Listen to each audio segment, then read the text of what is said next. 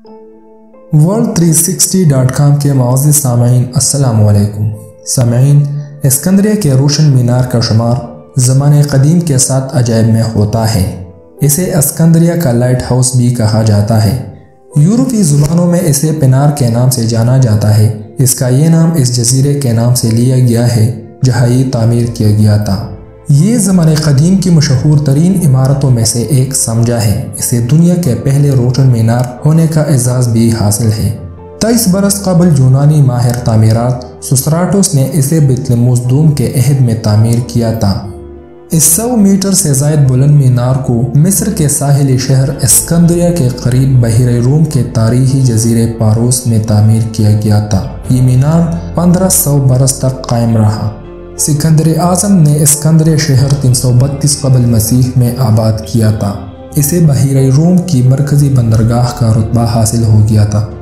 بندرگاہ کی بدولت شہر خوب پالا پولا اور جلد ہی قدیم دنیا کی اہم شہر بن گیا۔ اس نے اپنی لائبریری کی وجہ سے بھی دنیا میں بڑا نام کمایا۔ یہ لائبریری دنیا کے ہر علاقے میں رائج علوم و فنون کے خزانے اپنے اندر سمیٹے ہوئے تھی۔ دنیا بھر کے لوگ سیر و سیاحت کے لیے اسکندریہ شہر آنا چاہتے تھے۔ اس سلسلے کی سب سے بڑی رکاوٹ اسکندریہ بندرگاہ کے قریب گدلا پانی اور زیر آب چٹانیں تھے۔ بطلموس اول نے اس پر قابو پانے کے لیے مینار تعمیر کرنے کا حکم جاری کیا۔ اسکندریہ کا روشن مینار 40 برس میں مکمل ہوا۔ یہ 250 قبل مسیح میں پائے تکمیل کو پہنچا۔ اسکندریہ کے مینار سے متعلق اب بہت ساری معلومات ماضی کا قصہ بن چکی ہے۔ البتہ یہ سوال ابھی بھی باقی ہے کہ یہ مینار کیسا نظر آتا تھا۔ اس کا کچھ نہ کچھ اندازہ تاریخ و جغرافیہ کی کتابوں اور سیاحت ناموں کے مطالعے سے لگایا جا سکتا ہے۔ مینار قدیم اسکندریہ کی علامت بن گیا تھا۔ اس کی تصویر قدیم کرنسی سمیت مختلف اشیاء اور مقامات پر ملتی ہے۔ اسکندریہ کا مینار کم از کم 450 فٹ اونچا تھا اور اس کا ڈھانچہ دیوہیکل اور ہوش منتر تھا۔ یہ اسکندریہ بندرگاہ کے گیٹ کے قریب جزیرے پاروس کے مشرق میں بنایا گیا تھا۔ مینار کا زیر حصہ چوکور تھا جس میں سرکاری دفاتر کے ساتھ ساتھ استبل بھی تھے۔ مینار میں کارکنان اور اہل خانہ کے لیے زیر منزل میں 300 کمرے بنائے گئے تھے۔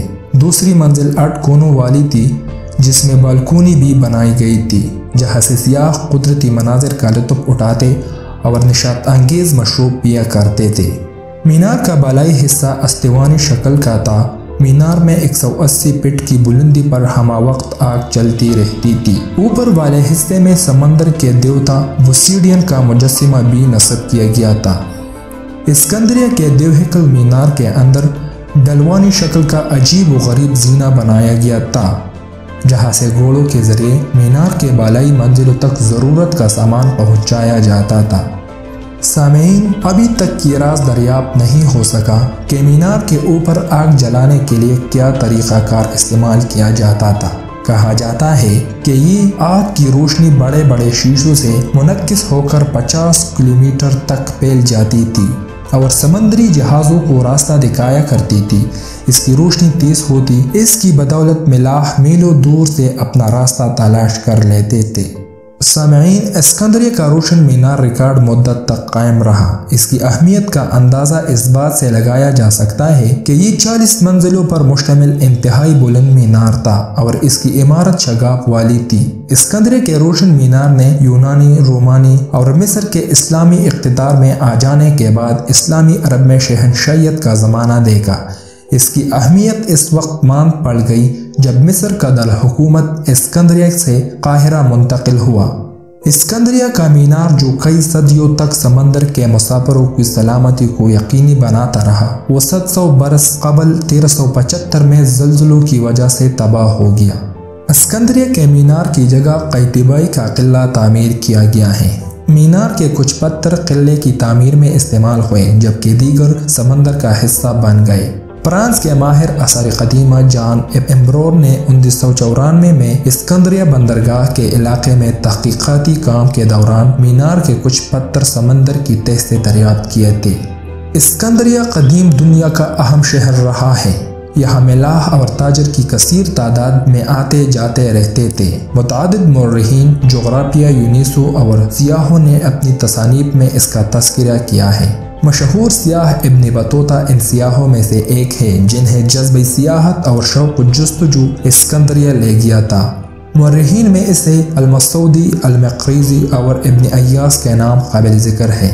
सामीन, 642 में इस्कंदरिया की कदीम लाइब्रेरी तबाह हो गई थी, जिसे मिस्र ने अक़वाम मुत्तहिदा के ताउन से इस्कंदरिया के अल-शातिबी नामी इलाके में जदीद अंदाज में बहाल कर दिया था। इसका इफ्तिताह 16 अक्टूबर 2002 को हुआ।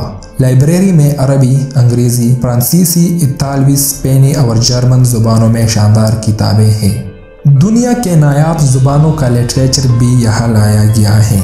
इसमें दुनिया की दूसरी बड़ी फ्रांसीसी लाइब्रेरी और इंटरनेट सेंटर भी कायम किया गया है।